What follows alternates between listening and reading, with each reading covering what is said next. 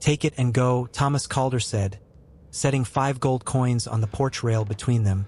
"Before he finds out," I asked. Mara Whitfield looked at the coins the way she'd look at a rattler coiled on a warm stone, with the stillness of a woman who knew that sudden movement got you bitten. The wind off the high pasture smelled of cut hay and coming rain, and somewhere behind the barn a horse stamped once, twice, as if it too were waiting to see what she'd do. "That's more money than I've held in my whole life," she said. "You must think I'm worth buying." "I think you're worth paying to leave," Thomas said.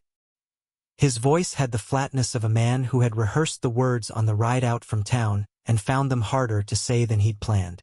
"Ethan's got a ranch to run and a name to carry. He doesn't need a woman folks whisper about." She didn't reach for the coins. That was the first thing that unsettled him. Greed he understood, greed he could argue with. This quiet refusal was a different animal. "They whisper about me because my father hanged a man who deserved hanging and the town decided to hate him for it instead of thanking him," she said. "I didn't choose that story. I just have to live inside it." Thomas's jaw worked. He had come prepared for tears, for anger, for the practiced injury of a woman caught grasping. He had not come prepared for a woman who simply stood in the wind and told him the truth like it cost her nothing, when he could see plainly that it cost her everything. 3 weeks earlier, his son Ethan had ridden in from the Whitfield spread with a cut lip and a look on his face Thomas hadn't seen since before the boy went east to the war. Something soft and unguarded. Something Thomas thought the army and the years had burned clean out of him. Ethan hadn't said her name. He hadn't needed to. Thomas had asked around and learned everything the town was eager to tell. Her father, a rancher named Silas Whitfield, had strung up a horse thief off his own land 3 summers back. And though the man had been caught red-handed with Whitfield stock, the county never forgave the family for taking the law into their hands. Silas was 2 years dead now, buried under a stone nobody decorated, and his daughter had inherited the debt of his reputation along with his empty barns. "You don't know me," Mara said. "You know what people say about my blood. I know my son has a chance to marry into the Ashford spread and double this ranch," Thomas said, and hated himself a little for how easily the practical words came. How much easier they were than the true ones. "I know what I built here I built so he'd never have to scrape. I won't watch him throw that away for," he stopped himself. "For me," she finished. "Say it plain, Mr. Calder. You've earned the right to be honest, at least." He looked at the coins glinting dull in the gray light instead of at her face. "For a name that'll follow him into every deal he tries to make for the next 20 years. The barn door swung wide behind them with a groan of old hinges, and Ethan Calder stepped out into the yard, wiping horse liniment from his hands with a rag. His shirt sleeves rolled to the elbow and a question already forming on his face at the sight of his father's horse tied to the rail and his father's money sitting untouched between his father and the woman he loved. "What's this?" Ethan said. It wasn't a question so much as a demand dressed as one. Nobody answered him. Mara looked at the coins. Thomas looked at his son. And in that silence, thick as the storm gathering over the western ridge, Ethan understood everything without a single word being spoken, and something in his face closed like a door being latched from the inside. "Pa," he said quietly, "you'd best get back on your horse." Thomas had ridden out that morning certain of exactly one thing, that he loved his son enough to save him from a mistake. He hadn't considered that the mistake might be standing in his own boots, holding 5 gold coins like an accusation, with no earthly idea yet what his son was about to choose. Ethan didn't raise his voice. That was what frightened Thomas most. The boy had come home from the war with a stillness that could turn a room cold faster than shouting ever had. "Pick up your money, Pa," Ethan said, "and ride home. Not until you hear me out." "I heard plenty." Ethan crossed the yard slow, the way he crossed open ground when he still expected gunfire. A habit the army had carved into him and peace hadn't managed to smooth away. "You rode 2 hours to pay a woman to disappear. There's nothing left to hear." Mara stood between them, and for a moment Thomas watched her weigh a choice of her own, whether to step back and let father and son settle this like the family business it had suddenly become, or whether to stay and be spoken about instead of to, one more time in a life that had been full of exactly that. She chose neither. "He's not wrong to worry," she said, and both men turned to her, startled. "You'll lose standing marrying a Whitfield. Buyers who'd shake your hand might not." "That's not gossip, Ethan." That's arithmetic, and your father knows how to do arithmetic. You're defending him? I'm not defending anybody. I'm telling the truth so nobody in this yard can pretend later that they didn't have it. She turned to Thomas. Take your coins, Mr. Calder. I won't be paid to leave a man I haven't been paid to love in the first place. Thomas felt something shift under his boots that had nothing to do with the ground.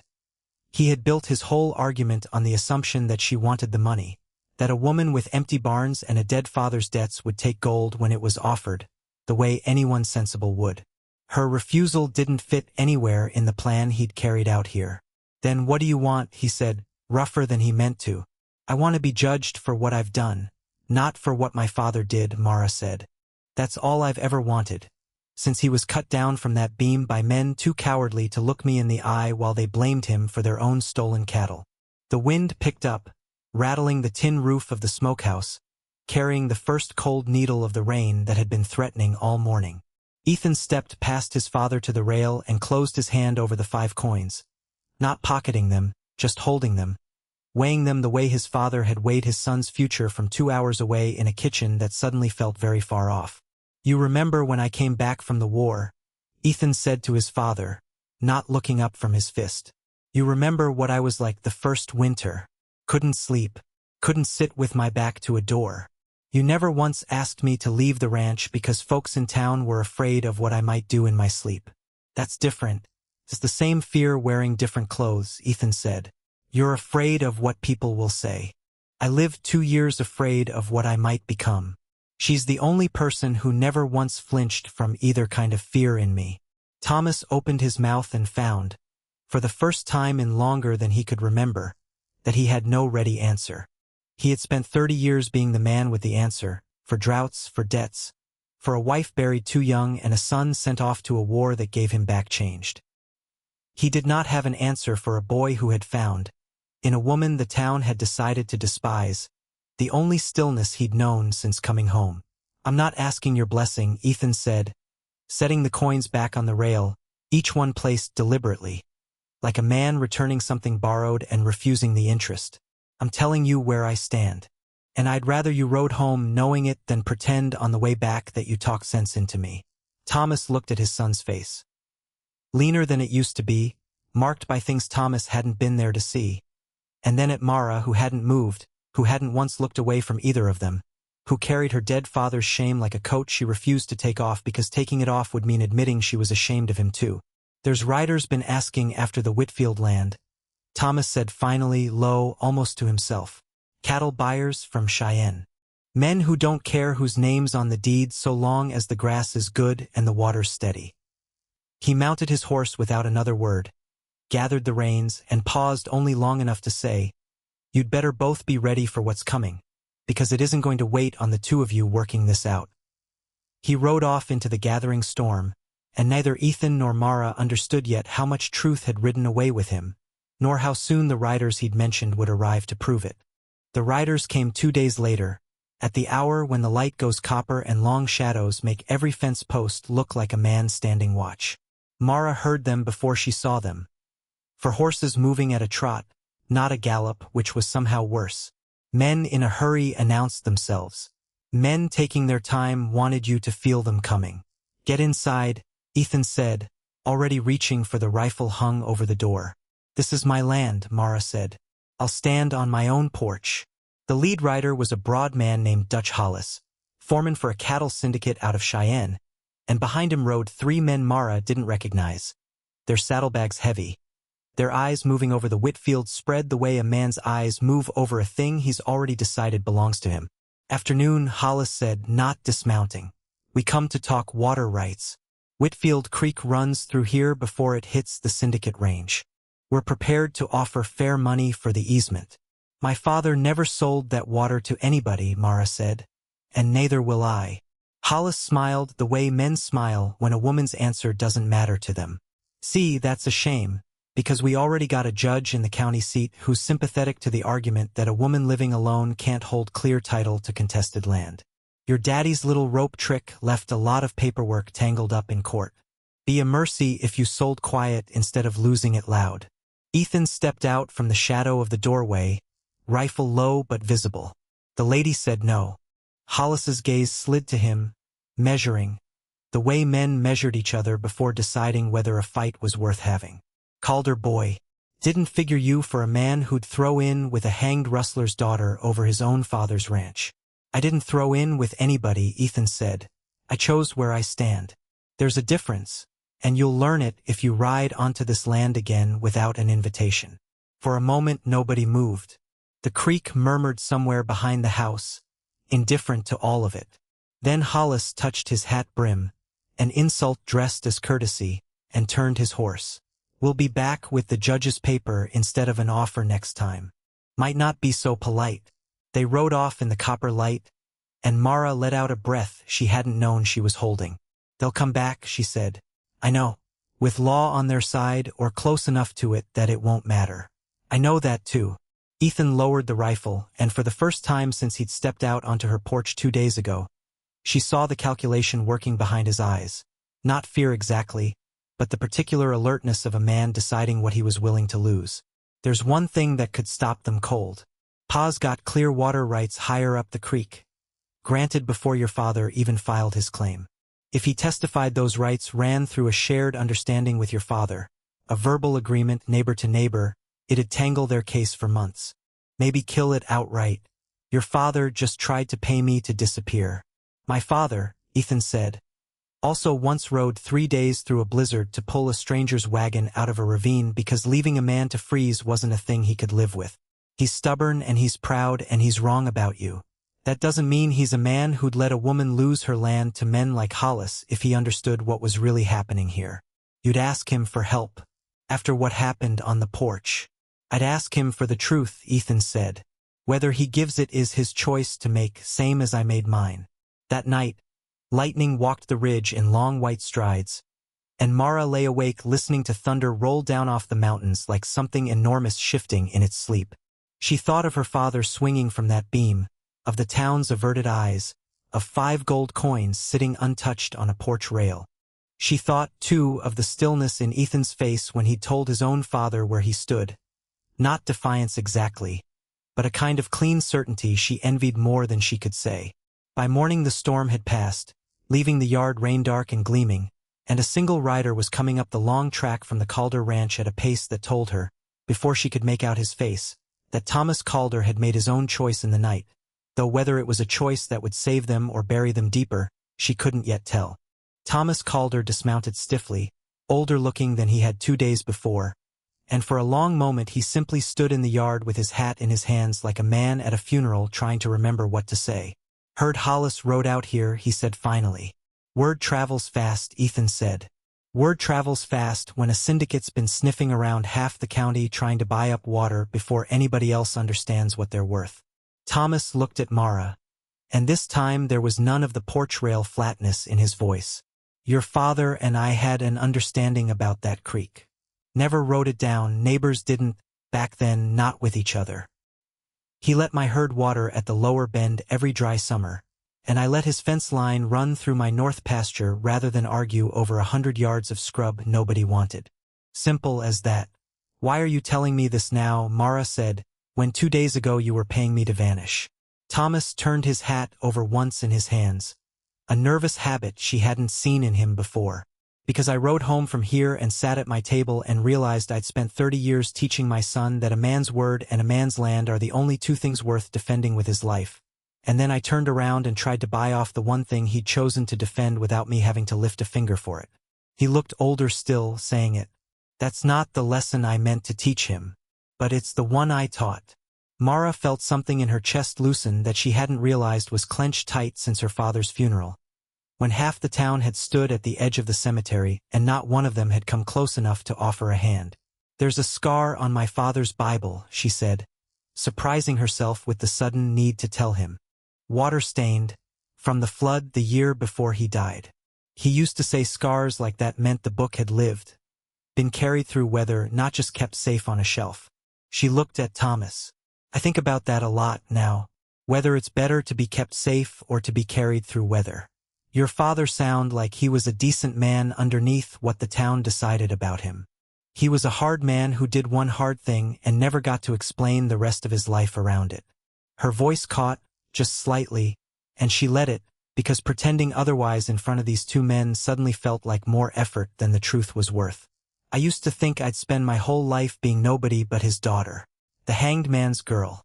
Ethan crossed to her without a word and took her hand, not as performance for his father's benefit but because it seemed, in that moment, the only honest thing to do with his hands. Thomas watched them, and something in his weathered face softened in a way 30 years of drought and work and grief hadn't managed to soften it. He reached into his coat and drew out a small tin box, worn smooth at the corners, and held it out to Mara. This was my wife's. She wore it on a chain. A little carved token, nothing valuable, but she kept it her whole life because her own mother gave it to her crossing the plains, and it was the one thing she had left of a life before this one. He pressed it into Mara's hand before she could refuse it. I'd meant to give it to whoever Ethan married, when the time came. Figured it ought to go to a woman who understood what it costs to carry something heavy and keep walking anyway. Mara closed her fingers around the small carved wood, throat too tight to answer him properly. That doesn't mean Hollis and his judge friend go away easy, Thomas said, brisker now, the practical rancher reasserting himself the way a man reaches for work when feeling has gotten too large to hold comfortably. But I'll ride to the county seat myself and swear to the water arrangement your father and I kept. My word still means something in that courthouse, even if my son thinks I forgot what it was worth for a spell. I never thought that, Ethan said quietly. You thought it plenty and you had cause to. Thomas settled his hat back on his head. Judge sits Thursday. We'd best ride in tomorrow, all three of us, and put this in front of him before Hollis's lawyers get their paper filed first. Outside, the storm-washed light was turning gold toward evening, and somewhere down by the creek a meadowlark started up its clear, unbothered song, indifferent to judges and syndicates and old grief, as if reminding all three of them that the land itself didn't care whose name sat on the deed, only that someone stayed to tend it honestly. The county courthouse smelled of dust and lamp oil, and Judge Harmon Reeves had the tired, unhurried patience of a man who'd heard every kind of lie a rancher could tell and had learned to sift them for the thin vein of truth running underneath. Dutch Hollis's lawyer spoke first, laying out the syndicate's claim in the flat language of contested title and disputed easement, gesturing more than once toward Silas Whitfield's name as though the word rustler were stitched invisibly beside it on every document filed. Then Thomas Calder stood. He didn't raise his voice. He didn't need to. He told the judge plainly about a handshake agreement 30 years deep, about dry summers when Whitfield cattle and Calder cattle had shared the same water without a single fence dispute between two neighbors who trusted each other's word over any paper a lawyer might later draw up. He told him, too, because Mara had asked him to, the night before, her hand tight around the small carved token he'd given her, the truth about the hanging. That Silas Whitfield had caught the rustler with his own branded stock still bleeding from a fresh iron, that the county sheriff at the time had been 3 days' ride away and no closer law to be found, and that whatever a man ought to have done differently in that terrible hour, cowardice toward his neighbor's water rights had never once been among Silas Whitfield's failings. I've known plenty of men in this county who talk large about honor and never once ride out to prove it costs them anything, Thomas said, looking not at the judge now but at his son, and then at Mara. Silas Whitfield's daughter has held that land alone against grief and gossip and men twice her size for 3 years, and not once has she asked me or anyone else to carry her burden for her. I'd trust her word on a stack of Bibles higher than I'd trust half the syndicate men sitting behind that table. Judge Reeves ruled within the hour. The water easement stood as testified. The syndicate's claim, built on nothing sturdier than a dead man's reputation and a living woman's isolation, collapsed for lack of any ground to stand on. Hollis left the courthouse without a word, his lawyer's papers still folded, unfiled, in his coat. Outside, the three of them stood on the courthouse steps in the flat autumn light, and for a moment none of them spoke, the way people sometimes go quiet after a long fight ends, unsure yet how to hold the sudden absence of the thing they'd been bracing against.